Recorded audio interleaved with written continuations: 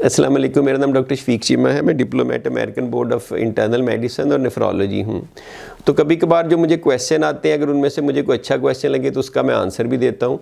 किसी ने मुझे ब्रीफली कहा है कि आप ब्लड प्रेशर जो डायलिसिस पेशेंट में कम होता है उस पर ज़रा ब्रीफली बात करें। हाइपोटेंशन या इंट्राडायलिटिक हाइपोटेंशन, डायलिसिस के दौरान आपका जो ब्लड प्रेशर ड्रॉप करता है, अब वो कई वजहों से करता है, उसकी वजह पता होनी चाहिए और फिर आपने करना क्या वो पता होना चाहिए। सबसे बड़ी तो उसकी मेरे ख्याल में जो रीज़न है वो मिस कैलकुलेशन होती है ड्राई वेट कैलकुलेट करने में, कि किसी वजह से आपका ड्राई वेट सही कैलकुलेट नहीं होता और डायलिसिस टेक्नीशियन ज़रूरत से ज़्यादा पानी निकाल लेता है। तो ज़रूरत से ज़्यादा पानी निकालने की सूरत में वो पेशेंट को हाइपोटेंशन हो जाती है, ब्लड प्रेशर ड्रॉप होता है।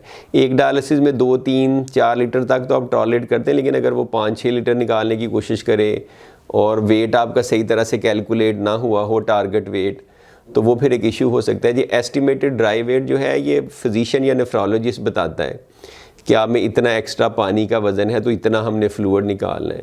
तो ये बहुत बड़ी मिस्टेक है। दूसरा, कभी कभार कोई इन्फेक्शन चल रहा होता है, उसकी वजह से बीपी गिर जाता है। तीसरा, कभी कभार आपको ब्लड प्रेशर की मेडिसिन एडजस्ट करने की ज़रूरत होती है, आप ज़रूरत से ज़्यादा ब्लड प्रेशर की मेडिसिन ले रहे होते हैं, या इमीडिएटली डायलिसिस से पहले लेने से भी ब्लड प्रेशर आपका ड्रॉप हो सकता है। अगर आपका हार्ट बहुत वीक है, दिल कमज़ोर है, इजेक्शन फ्रैक्शन कम है, तब भी ड्यूरिंग डायलिसिस आपका ब्लड प्रेशर कम हो सकता है। अगर टेक्नीशियन ने बहुत जल्दी बहुत ज़्यादा फ्लूइड निकालने की कोशिश की है पहले ही घंटे में, तब भी ब्लड प्रेशर ड्रॉप हो सकता है। कुछ लोगों में सोडियम वगैरह कम होने से भी हो सकता है, या उनको मेल नरिश्ड हो, उनका सोडियम कम हो, उसमें भी। तो बहुत सारे फैक्टर्स हैं, रीज़न्स हैं। उसमें मेक श्योर करना होता है इन्फेक्शन तो नहीं है, हार्ट डिजीज़ तो नहीं है, ब्लड प्रेशर की मेडिसिन किस तरह से ले रहा है। तो अगर आपका डायलिसिस के दौरान ब्लड प्रेशर गिरे तो आपका जो डायलिसिस टेक्नीशियन है उसे आपके नेफ्रोलॉजिस्ट को बताना चाहिए। अगर नेफ्रोलॉजिस्ट वहाँ पे नहीं भी है तो he should basically inform the nephrologist, ताकि वो आपकी ट्रीटमेंट एडजस्ट करे।